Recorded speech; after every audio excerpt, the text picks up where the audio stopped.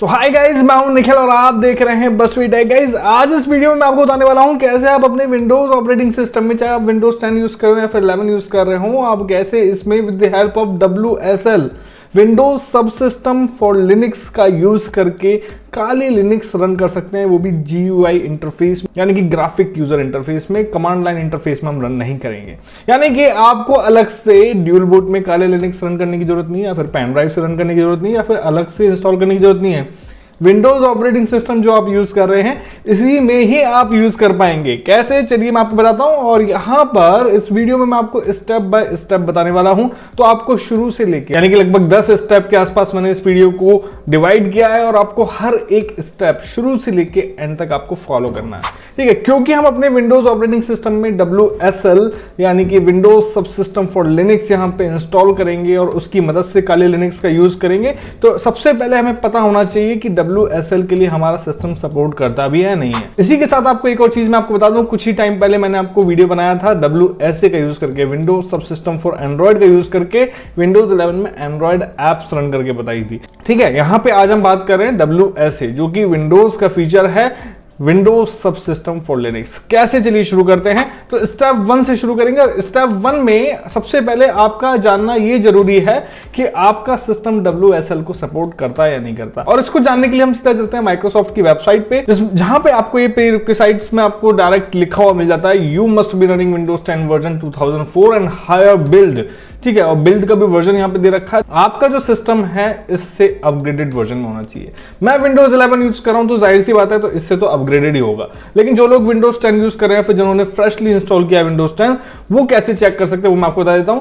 तो window +R button दबाएंगे यहां पर, और वहां पे कमांड लिखेंगे आप WINVER यानी कि विनवर, और जैसे आप एंटर बटन दबाएंगे तो यहां पे आपके विंडोज का वर्जन यहां पे शो हो जाएगा, जिसको आप यहीं पे आप देख लीजिए। ये वेबसाइट आपको ओपन करने की जरूरत नहीं है, इस वीडियो के माध्यम से आप चेक कर सकते हैं। विंडोज 10 का जो वर्जन है 2004 से ज्यादा होना चाहिए, और बिल्ड जो है वो 19041 से ज्यादा होना चाहिए। तो यहाँ पे आप देख सकते हैं, क्योंकि मैं विंडोज 11 यूज कर रहा हूं, तो 22S2 वर्जन है मेरा, और OS बिल्ड 22621 है, यानी कि दोनों ही जो कैटेगरी है उनको फुलफिल मेरा सिस्टम यहाँ पे कर रहा है। तो यहाँ पे क्लियर हो जाता है कि चलिए मैं यहाँ पे WSL यूज कर सकता हूँ, मुझे कुछ करने की जरूरत नहीं है, डायरेक्ट WSL इंस्टॉल करने की जरूरत है। हाँ, हालांकि अगर आपका सिस्टम जो है वो इस वर्जन के साथ मैच नहीं करता है, तो आप सेटिंग में जाके और विंडोज अपडेट में जाके अपना सिस्टम अपडेट कर सकते हैं। अपडेट हो जाएगा, देन उसके बाद आगे के स्टेप्स आप फॉलो करेंगे, ठीक है। तो ये था स्टेप 1। अब बात करते हैं स्टेप 2 की। स्टेप 2 में हमें अपने सिस्टम में WSL और वर्चुअल मशीन को अनेबल करना पड़ेगा, ठीक है। वर्चुअल मशीन सिस्टम को अनेबल करना पड़ेगा। इसको हम डायरेक्ट चेक कर सकते हैं कि अनेबल है नहीं है। आप विंडो +R दबा के ऑप्शनल फीचर, इस कमांड का आप यूज लेंगे, ऑप्शनल फीचर्स, ठीक है। आप स्पेलिंग देख लीजिए, क्योंकि स्पेलिंग गलत लिखेंगे तो ये कमांड रन नहीं होगी।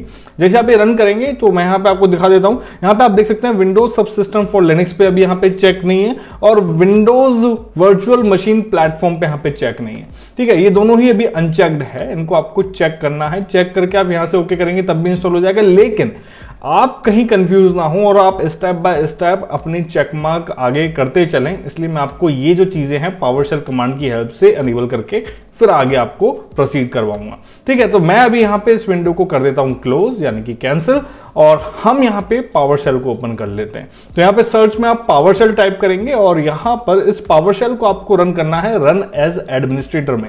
ध्यान दीजिएगा, मैं फिर से बता रहा हूं, रन एज एडमिनिस्ट्रेटर, क्योंकि काफी सारे वीडियोस में आपको बनाए हुए हैं इन चीजों पे जिसमें आप रन एज एडमिनिस्ट्रेटर नहीं करते हैं और फिर आप कहते हैं कि एरर आ रहा है। तो रन एज एडमिनिस्ट्रेटर रन करना है पावरशेल को। यहां पे पावरशेल आपका ओपन हो जाएगा। आपके में हो सकता है ब्लू कलर की विंडो आ रही हो, मेरे में ब्लैक कलर की आ रही हो, तो कंफ्यूज नहीं होना, ठीक है। पावरशेल विंडो होनी चाहिए।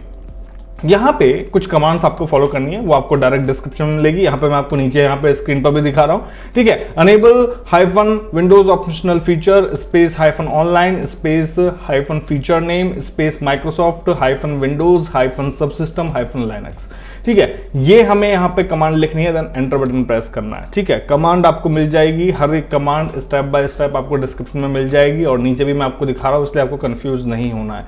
ये कमांड डायरेक्टली माइक्रोसॉफ्ट की वेबसाइट से ली गई है, और स्टेप्स को मैंने खुद बनाया है, और फिर मैं आपको खुद बता रहा हूँ।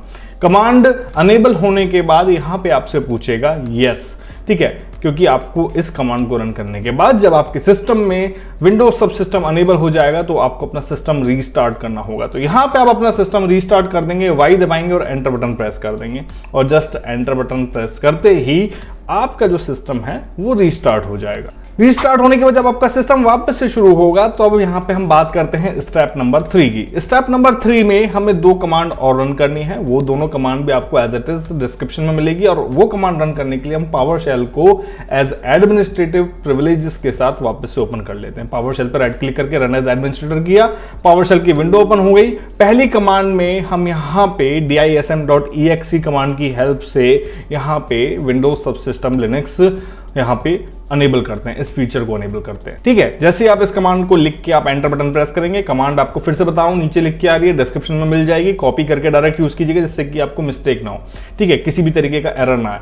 देन यहाँ पे कमांड ऑपरेशन सक्सेसफुली कंप्लीट हो जाएगा। देन उसके बाद आपको नेक्स्ट कमांड यहाँ पे कॉपी करनी है, डिस्क्रिप्शन से नीचे लिख के यहाँ पे आ रही है, आप लिख भी सकते हैं अगर आप एरर ना करें तो, हालांकि आपको माइक्रोसॉफ्ट की वेबसाइट पे सभी चीजें मिल जाती हैं। तो यहाँ पे मैंने कमांड लिखा, एंटर बटन प्रेस करा, और यहाँ पर ये कमांड भी सक्सेसफुली कंप्लीट मेरी हो गई है। यानी कि दोनों चीजें, वर्चुअल मशीन प्लेटफॉर्म और विंडोज सब सिस्टम फॉर लिनक्स हमने यहाँ पे अनेबल कर लिया है, अपने सिस्टम में इंस्टॉल कर लिया है इस फीचर को। इंटरनेट आपका सभी कंडीशन में कनेक्टेड हो जिससे कि किसी तरीके का एरर ना आए, क्योंकि अभी हम काले लिनक्स इंस्टॉल करेंगे, कमांड्स हम करेंगे, पैकेज अपडेट करेंगे, बहुत सारी चीजें करने वाले हैं, इसलिए मैंने आपको 10 स्टेप में इस वीडियो को बताया। ओके, तो 3 स्टेप हमारे हो गए हैं। इसके बाद जब आपका ये प्रोसेस कंप्लीट हो जाए, आप इस पावर शेल की विंडो को क्लोज कर सकते हैं अभी के लिए, आगे काम आएगा वापस ओपन कर लेंगे। इसके बाद स्टेप 4 की बात करते हैं। स्टेप 4 में हमें अपने सिस्टम में जो WSL है उसको अपग्रेड करना है वर्जन 2 में। इसके लिए हम डाउनलोड कर लेंगे latest version, download the latest WSL Linux kernel में यहाँ पे लिखूंगा, और लिखने के बाद यहाँ पे डायरेक्ट मेरे पास वेबसाइट आ जाएगी। हालांकि आप चिंता मत कीजिएगा, इसका लिंक भी आपको मैं डिस्क्रिप्शन में दे दूंगा डायरेक्ट डाउनलोड करने का। यहां से मैं कैसे डाउनलोड कर रहा हूं अब आप देख लीजिए। ठीक है, माइक्रोसॉफ्ट की वेबसाइट पर मैं यहां पे पहुंचा और यहां पे मुझे एक लिंक मिल जाएगा डायरेक्ट ही ये डाउनलोड करने का। आप देख सकते हैं WSL2 Linux kernel update package for 64 bit machine. ठीक है, तो 64 बिट वाले ही इस मशीन को यूज कर पाएंगे, वर्चुअल मशीन को, तो 64 बिट वाले ध्यान रखिएगा। वैसे भी आप अगर विंडोज 11 यूज कर रहे हैं तो 64 बिट आपका सिस्टम होना चाहिए। ओके, तो यहाँ पे WSL अपडेट का यहाँ पे मेरे पास एक MSI एप्लीकेशन आ गई है जिसको मैं रन करूंगा और अपने सिस्टम में इंस्टॉल करूंगा। नेक्स्ट किया मैंने यहाँ पे, और WSL का जो अपडेटेड वर्जन है वर्जन 2 मेरे सिस्टम में इंस्टॉल हो जाएगा इस तरीके से, जैसे कि आप स्क्रीन पर देख पा रहे हैं। ये स्टेप जरूरी है जो मैं आपको स्टेप बाय स्टेप बता रहा हूँ, इसी स्टेप्स का फॉलो करते हुए आप चलेंगे, कोई एरर नहीं आएगा, इजीली आप रन कर पाएंगे। ओके, तो चलिए ये भी इंस्टॉल हो गया है, सेटअप कंप्लीट हो गया है, फिनिश पे क्लिक करते हैं और यहां तक हमारा टास्क कंप्लीट हो गया है। 4 स्टेप हमने पार कर लिए हैं। बात करते हैं स्टेप नंबर 5 की। अब हमें क्या करना है स्टेप नंबर 5 में जो वर्जन 2 हमने इंस्टॉल किया है उसको हम डिफॉल्ट सेट करेंगे with the help of PowerShell command. वापस से सर्च में पावरशेल सर्च करेंगे, रन एज एडमिनिस्ट्रेटर करेंगे और यहाँ पे कमांड रन करेंगे, और वो कमांड रहेगी हमारी WSL space double hyphen then set then hyphen without space default then without space hyphen version और space देके 2। ये कमांड आपको लिखनी है और यहाँ पे नीचे आपके पास लिखा है the operation completed successfully। ये लिखने के बाद अब आप इस PowerShell विंडो को अभी के लिए क्लोज कर सकते हैं, आपका काम यहाँ पे फिनिश होता है। अब नेक्स्ट स्टेप हमारा यानी कि स्टेप नंबर 6, और स्टेप नंबर 6 में हम माइक्रोसॉफ्ट स्टोर पर चलेंगे। माइक्रोसॉफ्ट स्टोर पर चलते हैं और माइक्रोसॉफ्ट स्टोर से हम डाउनलोड करेंगे काले लिनक्स की ऐप को। ओके, तो यहाँ पे माइक्रोसॉफ्ट स्टोर हमारा ओपन हो गया। ऊपर आपको सर्च बॉक्स मिलेगा, इस सर्च बॉक्स में जाएंगे, टाइप करेंगे काले लिनक्स और यहाँ पे काले लिनक्स की ये ऐप आप क्लिक करेंगे। इसको आप यहाँ पर इंस्टॉल बटन से इंस्टॉल कर लेंगे। नियर अबाउट 209 MB या फिर 210 MB के आसपास है ये, तो इसको आपको डाउनलोड करके इंस्टॉल करना है। अच्छा इंटरनेट कनेक्टिविटी होगा तो जल्दी हो जाएगा, वरना 15-20 मिनट ले लेगा। ओके, तो यहाँ पे आप देख सकते हैं डाउनलोड होकर इंस्टॉल हो गया और जैसे ही सब कुछ ये प्रोसेस ऑटोमेटिकली हो जाएगा, ओपन का बटन यहाँ पे आ जाएगा। ओके, आपको ओपन बटन पे क्लिक करना है। ओपन बटन पे क्लिक करते ही command line interface CLI interface में आपका काली लिनक्स ओपन हो जाएगा। अब बात करते हैं स्टेप नंबर 7 की। इसके अगले स्टेप में आपको क्या करना है, जब ये काले लिनक्स आपके सिस्टम में इंस्टॉल होकर इस तरीके से CLI इंटरफेस में आपके सामने आ जाएगा, आपके पास सबसे पहला स्टेप यहाँ पे आएगा एक यूजर नेम क्रिएट करने का, जो आपको ध्यान रखना है। वैसे तो यूजर नेम तो आपको फिर भी नजर आ जाएगा, लेकिन पासवर्ड जरूर ध्यान रखिएगा, लिख लीजिएगा भले ही उसको। ठीक है, तो सबसे पहले मैं यहाँ पे एक यूजर नेम क्रिएट कर देता हूँ, बस टुडे यहाँ पे नाम दे देता हूँ। ओके, देन इसके बाद एंटर बटन जैसे ही प्रेस करेंगे तो न्यू पासवर्ड यहाँ पे आपको असाइन करना, और ये पासवर्ड आपको ध्यान रखना है, क्योंकि जब भी आप next time administrative command run करेंगे तो आपको उस पासवर्ड की नीड पड़ेगी। तो मैं यहाँ पे पासवर्ड लिख रहा हूं, लेकिन आपको नजर नहीं आएगा, ना ही मुझे नजर आएगा, इसलिए आपको अपनी उंगलियों को ये पासवर्ड ध्यान रखना है, या फिर पेन से एक कॉपी पे लिख के फिर उसको आप 2 बार यहाँ पे लिखेंगे, एक न्यू पासवर्ड में और एक रीटाइप न्यू पासवर्ड में। ठीक है, तो आपको ये मेमोराइज रखना है, आपको याद रखना है। जब आप दोनों चीजें एक बार लिख लेंगे, सेम लिख लेंगे, तो पासवर्ड अपडेटेड सक्सेसफुली यहाँ पे आ जाएगा, और इसके बाद आपका जो काली लिनक्स है वो इंस्टॉल हो चुका है, वो आप यहाँ पे देख सकते हैं। मैसेज फ्रॉम काली डेवलपर्स भी यहाँ पे आ गया है। और मैं आपको एक कमांड भी दिखा देता हूं, जिससे आपको सभी चीजें पता लग जाएगी, कौन सा वर्जन कहां पर कैसे डाउनलोड हुआ है। तो यहाँ पे cat /etc/os-release, और ये लिख के आप जैसे एंटर बटन प्रेस करेंगे तो यहाँ पे कौन सा वर्जन कहां पर कैसे क्या आईडी है, सभी चीजें यहाँ पे आपको बता देगा इंफॉर्मेशन, और इससे पता चलता है कि काले लिनक्स आपने इंस्टॉल कर लिया। लेकिन ये बहुत ही सिंपल इंटरफेस है, डायरेक्ट आपको यहाँ पे कमांड लाइन इंटरफेस मिल रहा है, इसी में सब चीजें कीजिए, ऐप वगैरह सभी चीजें यहाँ पे अपग्रेड करेंगे तभी यूज कर पाएंगे। लेकिन मैं यहाँ पे आपको बता रहा हूँ GUI interface, graphic user interface, यानी कि विंडोज की तरह आप यूज कर पाएंगे। तो इसके लिए हम चलते हैं आगे, स्टेप 8 पर चलते हैं, और स्टेप 8 में सबसे पहले जो यहाँ पे हमने लिख रखा है उसको क्लियर कर देते हैं। क्लियर हमने कमांड यहाँ पे डाली और एंटर बटन प्रेस करा, और यहां पर एक कमांड मैं आपको बता रहा हूं। आप कमांड लिखेंगे sudo then space apt apt then space update then space देखिए डबल एंड % का sign then space sudo space apt space upgrade space -y।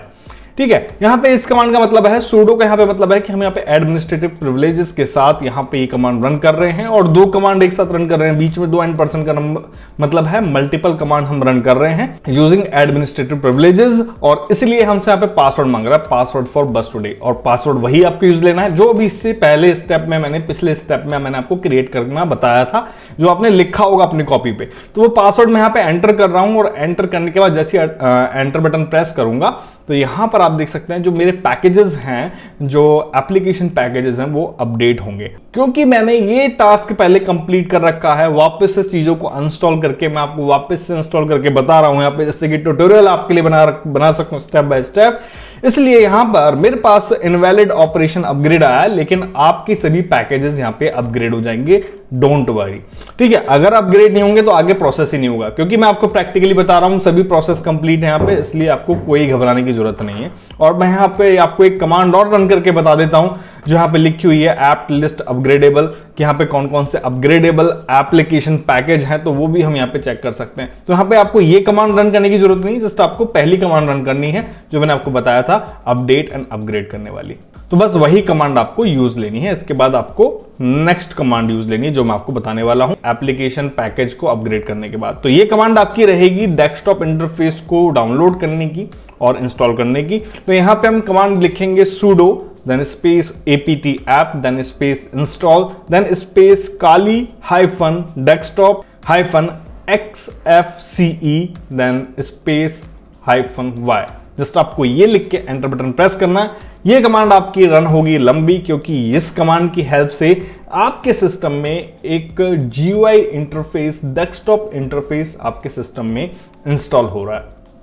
तब तक ये कमांड अपना काम कर रही है, तब तक हम चेक कर लेते हैं कि भैया वर्जन 2 हमारा डिफॉल्ट है नहीं है। ठीक है, तो डिफॉल्ट है नहीं है, उसके लिए हम पावरशेल रन कर लेते हैं, और इस बार पावरशेल एडमिनिस्ट्रेटिव प्रिविलेज की हेल्प से रन करने की जरूरत नहीं है, डायरेक्ट पावरशेल रन किया मैंने। WSL space -list then space -verbose मैंने जैसे लिखा, तो यहाँ पे आप देख सकते हैं नेम काली लिनक्स स्टेट रनिंग वर्जन 2, यहाँ पे वर्जन 2 होना चाहिए, अपग्रेडेड वर्जन होना चाहिए। अगर 1 होगा तो यहाँ पे एरर आपके सामने आ जाएगा, इसलिए यहाँ पे मैंने चेक करके आपको दिखा दिया है कि हाँ ठीक है वर्जन 2, क्योंकि हमने अपडेट कर लिया था।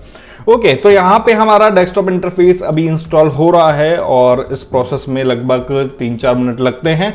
और ये होने के बाद आपसे कीबोर्ड लेआउट सेलेक्ट करने का ऑप्शन आता है कमांड लाइन इंटरफेस में, तो आप इंग्लिश सेलेक्ट कर लेंगे, क्योंकि हम इंग्लिश से ही यहाँ पे कमांड वगैरह रन करेंगे, कीबोर्ड हमारा इंग्लिश से ही चलना चाहिए। तो इंग्लिश पे आप एंटर बटन यहाँ पे दबा देंगे। आप ऊपर नीचे अपने कीबोर्ड से कर सकते हैं कीज की हेल्प से, और इंग्लिश सेलेक्ट करके वापस से आप एंटर बटन दबा देंगे। ठीक है, ये सभी टास्क प्रोग्रेस होगा इस तरीके से, जिस तरीके से नीचे लिखा रहा आपको 99% देन 100% और कंप्लीट हो जाएगा। और कंप्लीट होने के बाद इसका मतलब है कि डेस्कटॉप इंटरफेस आपने इंस्टॉल कर लिया। अगली कमांड में हम यहाँ पर RDP यानी कि रिमोट डेस्कटॉप प्रोटोकॉल यहाँ पर यूज करते हैं, क्योंकि हम यहाँ पर काली लिनक्स जो GUI इंटरफेस में चलाएंगे वो रिमोट डेस्कटॉप प्रोटोकॉल की हेल्प से चलाएंगे। हमें काली सर्वर का एक IP एड्रेस मिलेगा, उससे कनेक्ट करके हम GUI सर्वर यहाँ पे चलाएंगे, GUI इंटरफेस यहाँ पे चलाएंगे।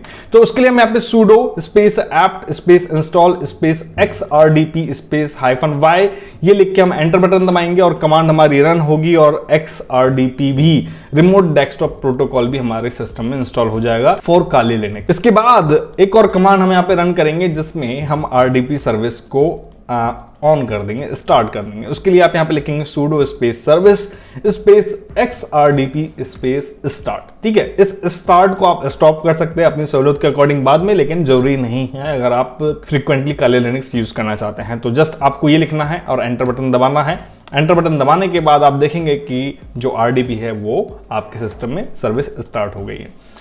देन इसके बाद स्टेप नंबर 9 में अब हमें जरूरत है अपने RDP यानी कि रिमोट डेस्कटॉप प्रोटोकॉल के लिए, उससे कनेक्ट करने के लिए उस IP एड्रेस की। तो हम अपनी काली लिनक्स RDP की यहाँ पे IP एड्रेस को नोट कर लेंगे, और उसके लिए आप जस्ट अपने काली लिनक्स इंटरफेस में IP स्पेस add add यहाँ पे टाइप करेंगे और एंटर बटन प्रेस करेंगे, और यहाँ पे सभी इंफॉर्मेशन आपके सामने आ जाएगी। और यहाँ पर से आपको ये IP एड्रेस नोट कर लेना है, जो यहाँ पे आपको लिखा हुआ मिलेगा inet के बाद स्पेस, और ये आपको IP एड्रेस यहाँ पे मिलेगा, और इसी IP एड्रेस से आपको कनेक्ट करना है। मैंने यहाँ पे नोट कर लिया है, और आप अब क्या करेंगे, कनेक्ट करेंगे इस रिमोट डेस्कटॉप सर्वर से। तो यहाँ पे अब हम आ जाते हैं नेक्स्ट स्टेप में, और नेक्स्ट स्टेप में हम यूज लेंगे अपने सिस्टम के एप्लीकेशन का, जिसका नाम है रिमोट डेस्कटॉप एप्लीकेशन या फिर रिमोट डेस्कटॉप कनेक्शन। तो सर्च में जाके टाइप करेंगे रिमोट डेस्कटॉप, और यहाँ पे आपके सामने रिमोट डेस्कटॉप कनेक्शन की ऐप आ जाएगी, और यहाँ पे कंप्यूटर के सामने एक बॉक्स आ रहा होगा जिसमें आपको IP एड्रेस लिखना है,